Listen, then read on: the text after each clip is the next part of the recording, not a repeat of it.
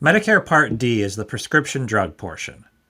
Medicare does not specifically say that you have to take a Part D plan, but if you don't, then they can penalize you for it later down the line. A standalone Part D plan can be obtained from any of a list of insurance companies offering them. They have a monthly premium which varies from one plan to the next and will charge you copays for your medications depending on where they fall on the plan's formulary. They can charge you a deductible before those copays if they want to.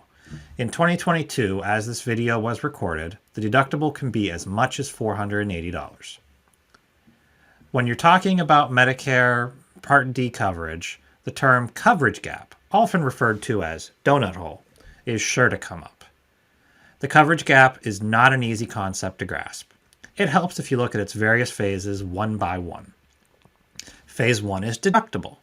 A deductible means that you are required to pay the full price for your medications until a specific dollar amount has been met. In 2022, Medicare Part D drug coverage can have a deductible of as much as $480.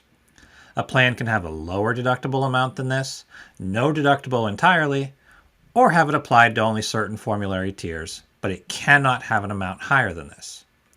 Once your deductible has been met, you enter Phase 2, initial coverage. You've met your deductible, and now your copays kick in. Each covered medication is assigned a tier on the plan formulary, and you pay a copay based on that tier. The insurance company then pays the remainder of the full cost. If, during the calendar year, you accumulate $4,430 or more in full drug costs, you enter Phase 3, the coverage gap. While you're in this phase, instead of your previous copays, you pay 25% of the full cost for all medications.